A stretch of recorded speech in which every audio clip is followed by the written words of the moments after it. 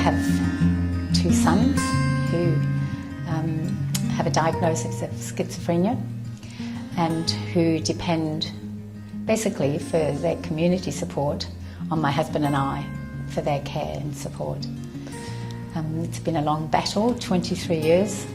They've both been involved mostly with community government mental health services.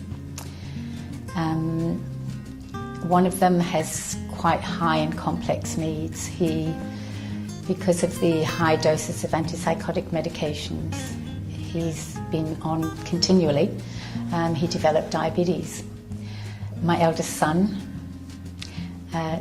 still lives with my husband and I, and my youngest son lives very close to us, and again, although he's much more, he has got the capacity to live independently to some extent. I mean, one of my sons has always been on community treatment orders and has always been forced to take medication. And I've been expected by services to ensure that he takes it. But on the other hand, I read a lot of research that talks about some people with schizophrenia over time do better without medication. So in a sense, I don't know that I want to have involvement in those decisions, and I don't want really to be a complicit in forcing him to have medication. I would rather actually not any longer be involved in that medication side of things. Whereas I have to say initially, I thought it was vital that he take the medications, and so I didn't mind being involved. But until then, I knew nothing about mental illness, and I think that has to be taken into account, that some families don't understand about mental illness. So even if a client has said that my family mustn't be involved, but it's obvious to the person that the family is involved, there's got to be some way that general information can at least be given to that family, and that can be done in a skillful way. You don't have to be saying your son has schizophrenia and this is what you need to know. It can be given in a general way. I think the more information that's shared, the better, of course. I mean, family meetings were vital.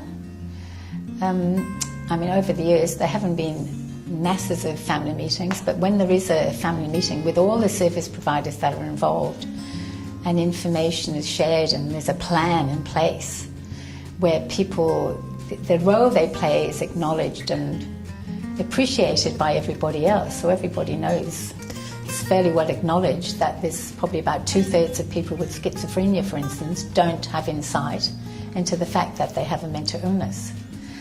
And in those cases, it's absolutely vital that the people supporting them, especially with appointments and medications, that they're involved in every decision that's made, so that not only can the family understand what's going on, but that they can be involved in the process of helping the person to understand as well what needs to happen. And I don't mean that they have to sit the person down and drill into them that they have a mental illness, but more that they can use strategies to overcome the barriers that are there when they don't have insight. Yeah, discharge is a very interesting one, and I'll try really hard not to talk about all my negative experiences of discharge. I mean, it seems to me, again, it's a fabulous time to take advantage of the supports around the person to make sure that people are all informed about what's going to be happening, to avoid relapses.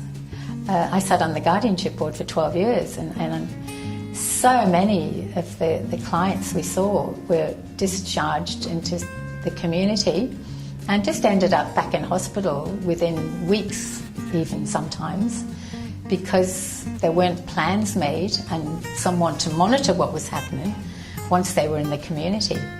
And again, if families are involved in the support of the person, they have to be involved in discharge plans. It's an opportunity to get everybody on the page to make sure that things happen properly.